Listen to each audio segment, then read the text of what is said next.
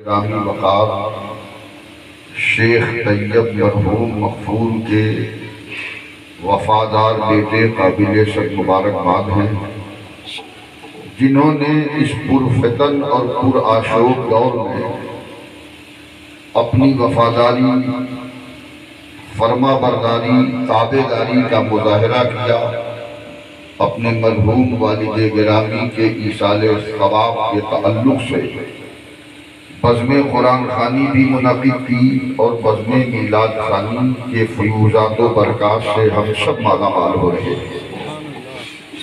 رب قدیر کی بارگاہ میں دعا ہے کہ پروردگار عالم مرحوم کی مغفرت اور بخشش فرمائے، انہیں کروٹ کروٹ جنت عطا فرمائے، عذاب قبر سے محفوظ رکھے اور ان کی قبر کو روشن و منور فرمائے، انہیں اپنے جوار رحم و کرم میں جگہ عطا فرمائے۔ الفتوں کے چراغ جلتے تھے، الفتوں کے چراغ جلتے تھے اور مصطفیٰ گھر سے جب نکلتے تھے، اور اختیار نبی ذرا دیکھو، ایسا عظیم الشان نبی رب قدیر نے ہمیں اور آپ کو عطا فرمایا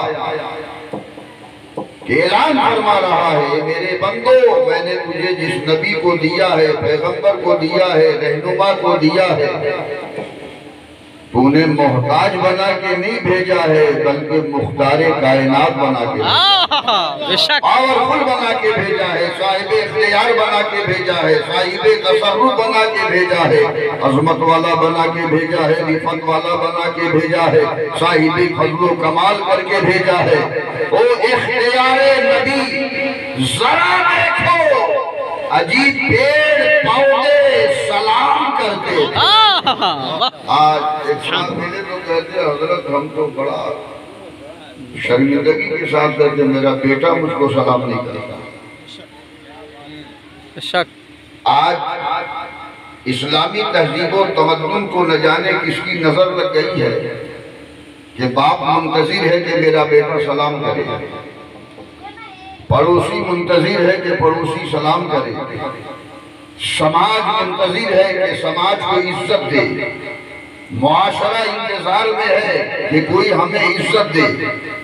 جہاں ایسا پرخطر اور گندا ماحول ہو گیا ہے، آپ اندازہ لگاؤ ایسا عظیم پیغمبر کہ اختیار نبی ذرا دیکھو کہ پیڑ پودے سلام کرتے تھے، اور ہائے عشق بلال کیا کہنا، بلال جیسا عاشق کوئی نہیں پیدا ہوگا، عاشق پیدا ہوں گے صبح قیامت کا، لیکن بلال جیسا عاشق نہیں پیدا ہوگا کہ ہائے عشق بلال کیا کہنا، ارے ظلم سہتے تھے اور مچلتے تھے، ظلم سہتے تھے مچلتے تھے۔ میں نے خطبے کے بعد قرآن عظیم کے 29ویں پارے کی ایک آیت کریمہ پڑھی ہے، بس اس کا ترجمہ اور تھوڑی سی تشریح ملاحظہ کیجئے، گفتگو ختم ہو۔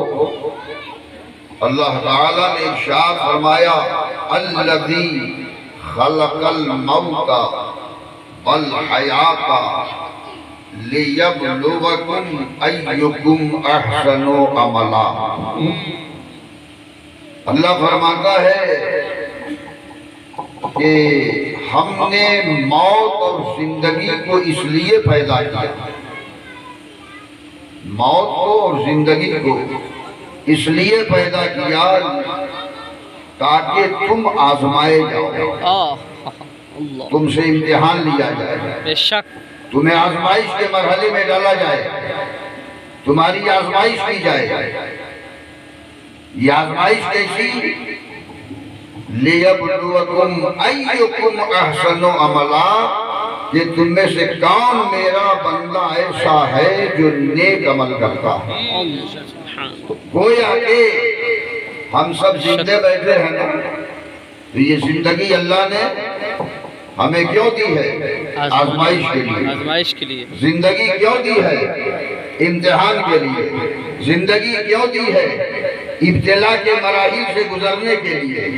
اور اللہ فرماتا ہے کہ ہم نے موت کو بھی آزمائش کے لیے پیدا کیا، زندگی بھی آزمائش کے لیے، موت بھی آزمائش کے لیے، اور تمہاری موت کی کامیابی اور کامرانی کا دار و مدار تمہاری بہتر زندگی پر، تمہاری اچھی زندگی پر، تمہاری موت کی کامیابی ہے، تمہاری احسن زندگی پر تمہارے جو ہے کہ موت کی کامیابی ہے۔ اسی لیے اللہ فرماتا ہے لِيَبْلُوَكُمْ أَيُّكُمْ أَحْسَنُ عَمَلًا، کہ ہم نے موت اور زندگی کو اس لیے پیدا کیا کہ میرا کون بندہ اچھا عمل کرتا ہے۔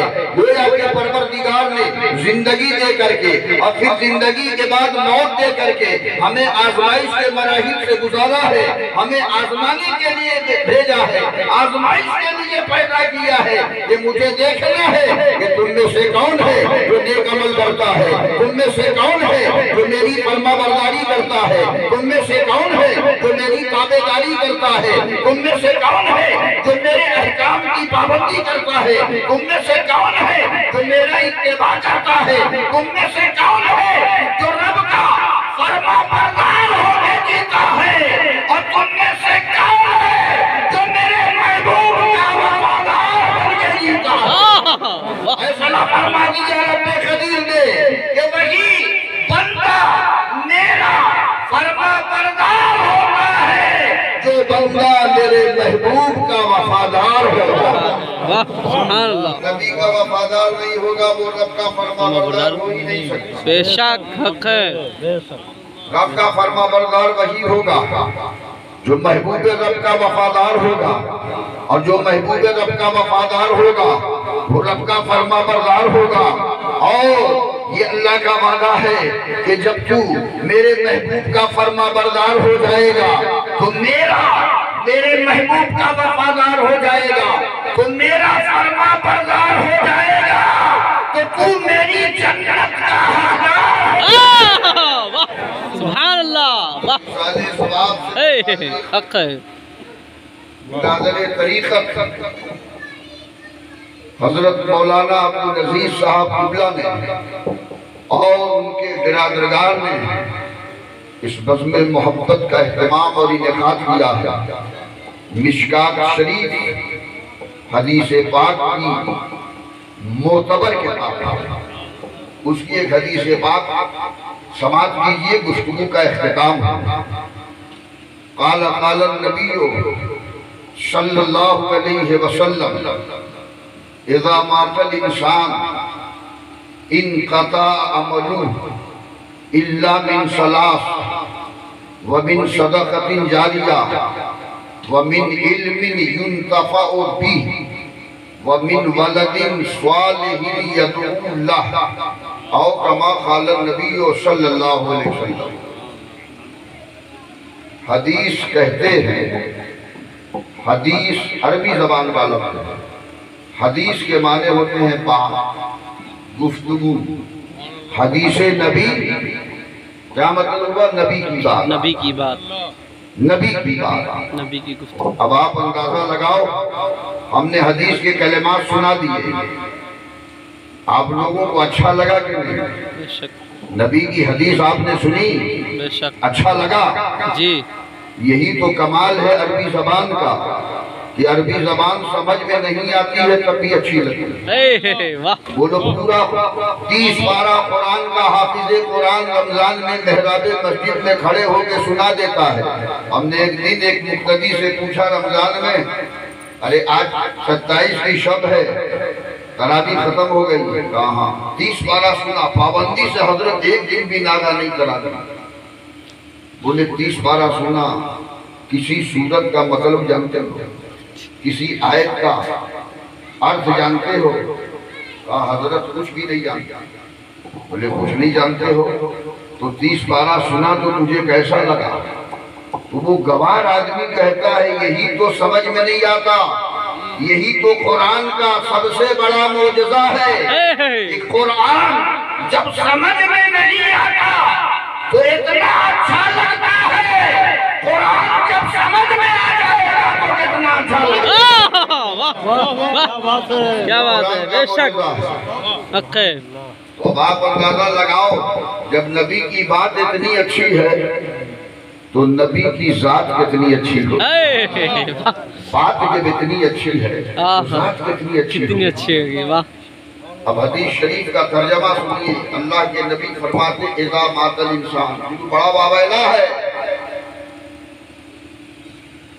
کچھ لوگ کہتے ہیں کہ آدمی کے عمل کا تعلق اس کی زندگی کے ساتھ ہے، تو اب نتیجہ چلیسمہ کی کیا ضرورت ہے؟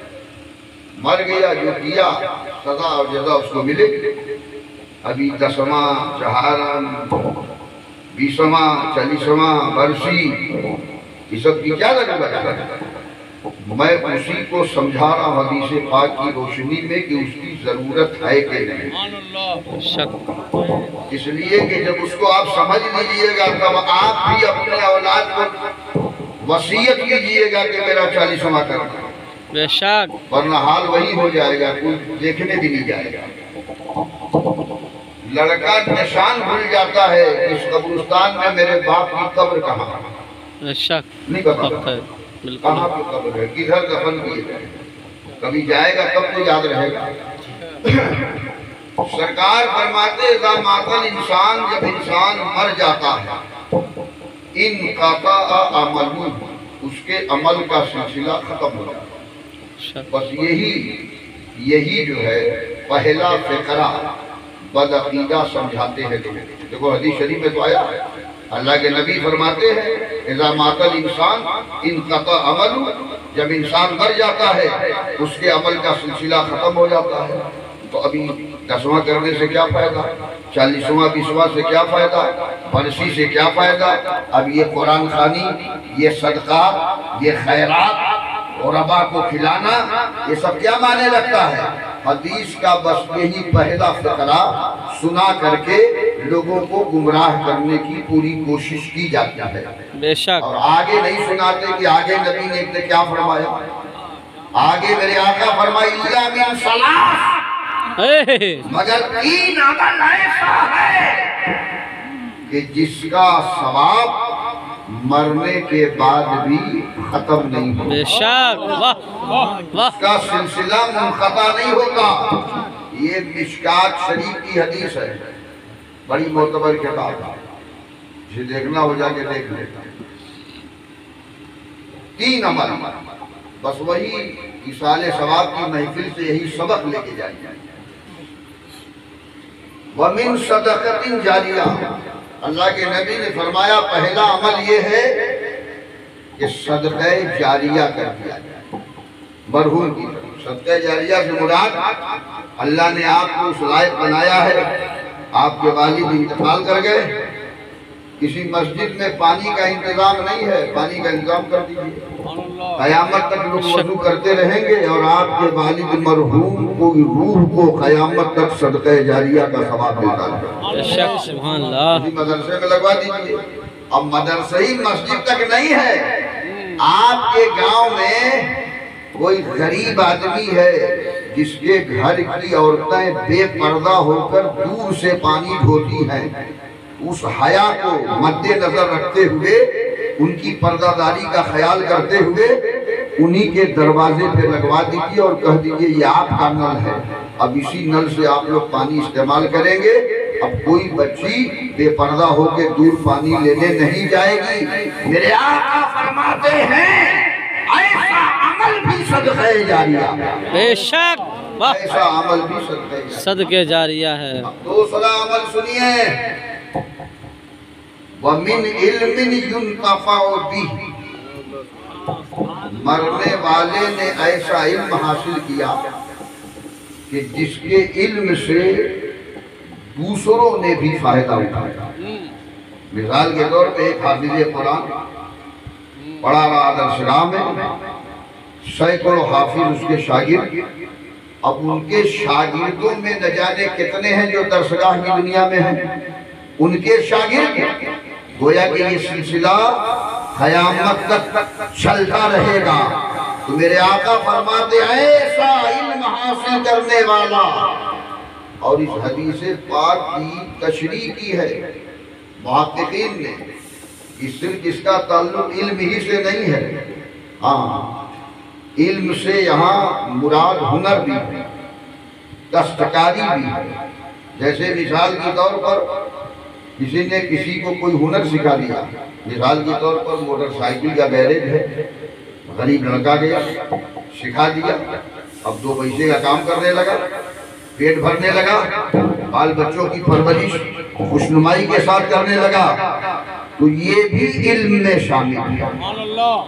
اسلام بڑا وسیع ہے، بے شک اسلام کو پیش کرنے کے لیے ذہن کی ضرورت ہے، بے شک دماغ کی ضرورت ہے۔ اخیر کیا بات ہے، الدین یسر، میرے نبی نے فرمایا دین آسان ہے، دین آسان ہے، بالکل دین کو سمجھانے والا چاہیے۔ یہی وجہ ہے کہ نہ مدرسہ نہ کالج کے در سے پیدا، ارے دین ہوتا ہے بزرگوں کی نظر سے۔ سبحان اللہ، اللہ اکبر، اللہ اکبر، یا رسول اللہ، زندہ باد،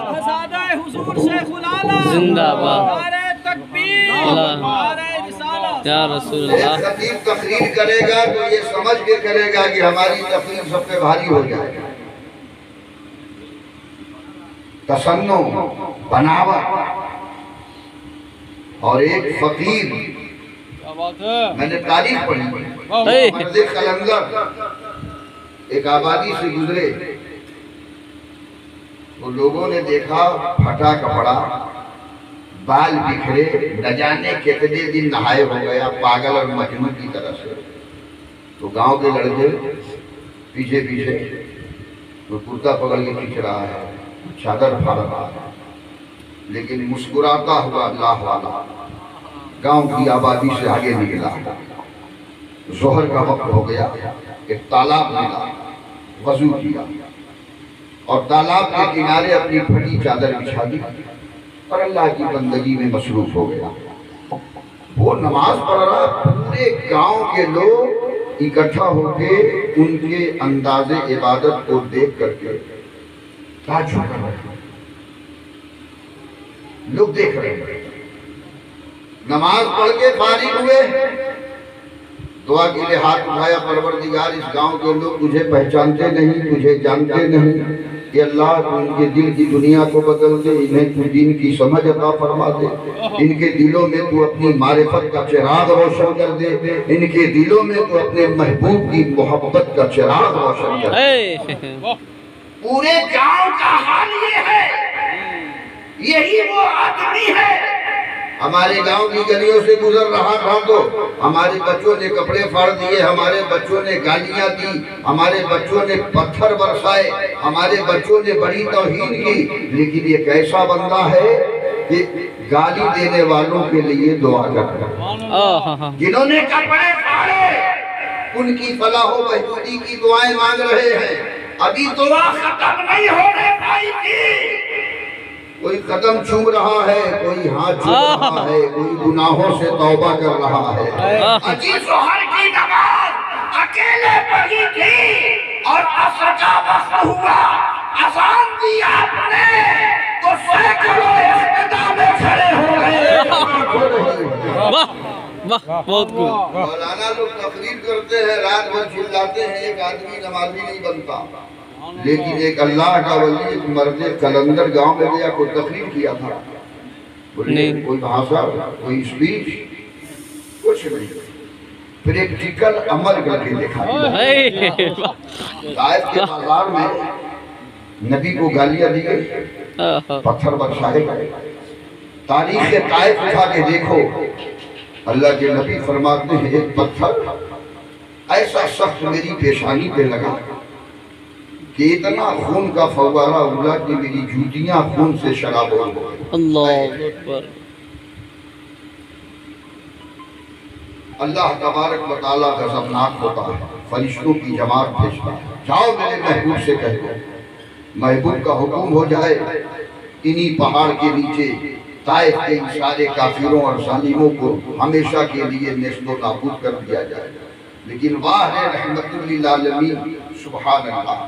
فرشتے آئے، رب نے بھیجا ہے، پیغام یہ ہے، آپ اٹھاتے آسمان کی طرف، اے میرے مولا آج اگر تو دینے پہ آیا ہے، نوازنے پہ آیا ہے، کرم کرنے پہ آیا ہے، جود و سخا پہ آیا ہے، تو انہیں تباہ و برباد نہ کر، انہیں دین کی سمجھ عطا فرما، ان کے دلوں میں ہدایت کا چراغ جلا دے. اے میرے مولا ان کے دلوں میں اطاعت و بندگی کا جذبہ پیدا فرما. آمین ثم آمین.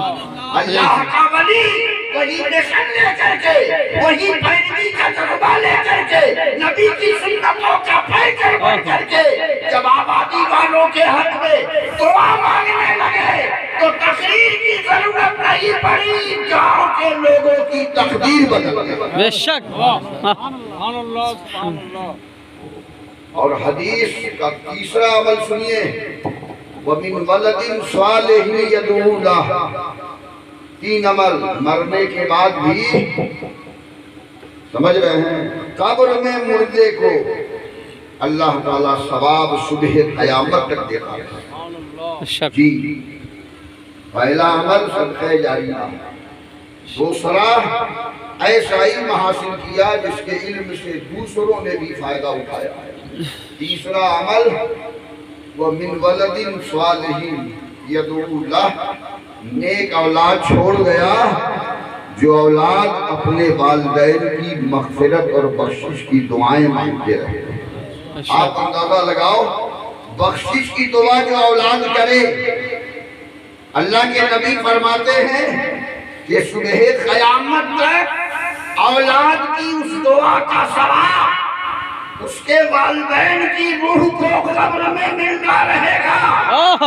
جب دعا کرنے کا یہ عالم ہے تو جس مرحوم کے لیے بس میں قرآن خوانی سجائی گئی ہو، میلاد خوانی کی محفل ہو رہی ہو، نعت مصطفیٰ پیش کی جا رہی ہو، قرآن پڑھا جا رہا ہو، ذکر و اذکار کیا جا رہا ہو، تو جہاں اتنے ثواب ان کی روح کو ایصال کیے جائیں گے تو پروردگار کتنی رحمتیں عطا فرما دے گا. جہاں تاریخ تھا، ظلمت کا تھا، سخت کالا تھا، عجیب کوئی پردے سے کیا نکلا کہ گھر گھر میں اجالا تھا.